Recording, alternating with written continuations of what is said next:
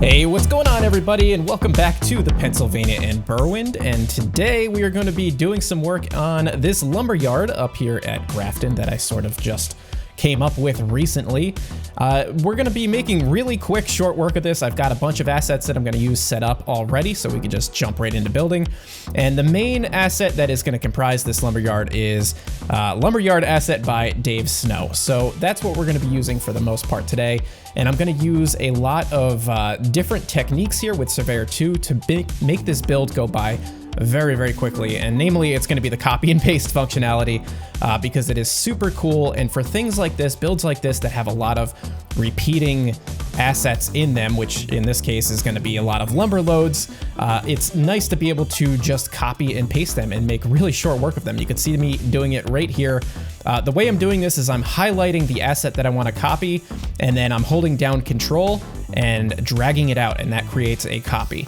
And you can create all these different templates like I'm doing here. I took one, made it 2, then made it 4, then made it 8, and then I copied that. And then I'm just going through and deleting some of those assets just to add a little variety to it. And yes, it is the same asset repeated over and over again, but I don't really mind if you're unloading a freight car full of lumber. It's probably gonna have a whole lot of the exact same commodity on it. So that does not bother me. I don't need a whole lot of different lumber loads there to make it interesting. Just to make the shape a little bit more interesting is what's important, I think. So this is a really small area to do the build in, which also helped me complete it really quickly. And I think the amount of detail that I got into this area and the functionality of it and its location, everything, it's just gonna be a lot of fun to actually operate up here. And it's gonna add another level of operational, I guess, headache when you're switching up here. Mostly because you've got these lightweight, empty center beam cars. They're going to have to go outbound, and they're going to be behind all of these really heavy coil cars. So you're going to have to be really particular with how you block out your train when you're pulling loads out of here, or empties or whatever. When you're doing any of your switching, you're going to have to do it very thoughtfully and mindfully, as they say. So as I'm going through here, again, I'm just trying to find some different lumber assets and just pile them up and just make something that has some visual variety to it and looks interesting, but also seems sort of realistic.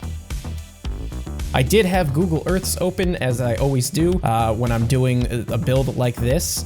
And I spent some time looking at some actual lumber yards and trying to see what kind of characteristics are there that I could sort of replicate, because I don't work at a lumber yard. I can only assume how these things function. I used to work at a warehouse, so I have some idea of how things are organized and how people tend to behave at facilities like this, where, you know, shipments of things will just kind of get schlepped off to the side and dealt with at a later time, or just dropped where they are, or forklifts are just sort of parked wherever, and that sort of thing. So I was trying to keep that in mind and use some of my own experience to guide the build here.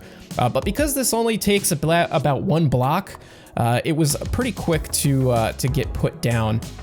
And again, I'm trying to make it as realistic as possible because I play from the air, but I also like taking screenshots from the ground. And I know a lot of you guys like to play from a ground view. So I want to make it look as realistic as possible for both of those perspectives. I know a lot of times my builds tend to be more like Google Earth centric or City Skylines or Sim City centric, where you're playing in God mode, you know, and that's not necessarily how the game operates.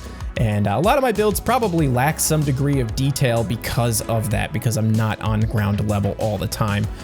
So I was trying to keep that in mind here and just use a variety of different lumber loads and different fences, because not everything in real life is just repeats of the exact same. Some places are just repeats of the same thing over and over again, but sometimes you get a lot of variety in the type of materials used for construction, for a building, for a group of buildings that might all be the same you know, industry or whatever it might be. Same with the fences here. I used a few different types of fences. Maybe they were assembled at different times, they were put up at different times, they've aged differently, or anything like that. So visual variety is the key to realism, in my opinion here, and sort of breaking things up as best visually as possible. And here I'm doing that with some sort of like median strips of vegetation, I guess you could call it. I don't know what the right word would be. It's sort of, I've heard people call it like a devil's strip or something like that. I don't know. It's really just a median, but I didn't want to use a median asset. So I'm just using the texturing tool here and using this curb, which is spelled with a K. It must be like German or something, to just delineate the area a little bit. And as I mentioned in the previous video, I have not upgraded the P&B to HD terrain yet, which means that I do not have access to the HD texturing tools, the smaller than 5 meter texturing.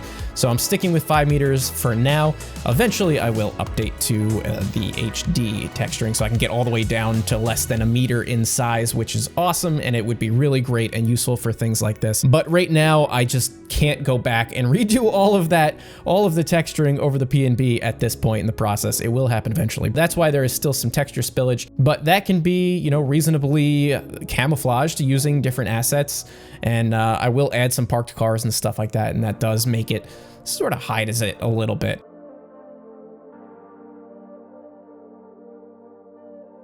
Back to the main part of the build here, I'm still trying to populate the area with a good variety of different types of lumber. I did spend a lot of time trying to get a lot of detail into this scene with vehicles and lumber and debris and stuff like that. And probably the one thing that I definitely missed, and I'm realizing it now, is people. I'm so bad at putting people in my maps, and I really don't know why that is. And maybe it's just because I don't play it from ground level view, or I just never put people down. I got to get better about that. But at this point, the main build of this is done. I've got the shape of it down, and I'm just trying to figure out how I want to lay out the parking situation here and make it feel a little bit more functional. So if you notice, I laid out the lumber yard with one side being the lumber storage where the freight cars are going to come in and be unloaded. And then on the other side here is where customers could come in and pick up their materials, or they get trucked out. I'm imagining this as like your little local lumber yard that you go down to pick up some plywood to, you know, build your own layout with. So just a little local place, nothing really too crazy. You can only get about 3 center beams in here, maybe 4 if you really wanted to. So it's nothing that is going to require a whole lot of traffic here, either freight traffic or vehicular traffic. But I wanted to make room for cars to park, trucks to park, tractor trailers to park, and that sort of thing. And, you know, a type of place where they might also provide some construction materials for local contractors and that sort of thing. So you really got to have things like these flatbeds here and other vehicles to make pickups and drop-offs and that kind of thing. So that's sort of the stuff that I had in mind. Obviously, we got to add in some debris here and there, a little ground clutter. I like using these 2x4s from JR, and I think I did a content sample from nearby and put a bunch of other debris down. I don't know if I did that on camera. We'll see in a second. Here, I'm working in some of the ground textures. I'm using the City Dirt texture by S. Myers. And I like mixing these up. There's a couple different dirt textures there. There's some oil textures, cracks, and cement. And I mix that in with, I think it's Asphalt 01 and Root Effects' concrete textures. So I think if you mix a few of those together, I think those are the ones that I use. If you mix those together, you get a really nice variety of ground textures in a small area. It definitely adds a lot of visual interest to the area overall, and I can't recommend that enough. Obviously, you're gonna have some limitations if you're using HD terrain because there's only 16 textures per baseboard. Again, I have not run into that issue yet, but I will eventually. And I'll definitely cover that once I start doing the upgrade and talk about how I am going to troubleshoot that sort of thing. Because I definitely have more than 16 textures in many different places around the P&B, which is one reason why I do not want to upgrade just yet. So finishing off this build here, just some final details. I got to work in some details on the road, get the road markings down. And this is where I'm starting to get some of the local debris and some more vegetation. Obviously, we want to have it grown in a little bit here. I don't want this to feel like it's a paved parking lot or anything like that. It's sort of a dirty, gritty cobblestone, or, you know, whatever you would call it there.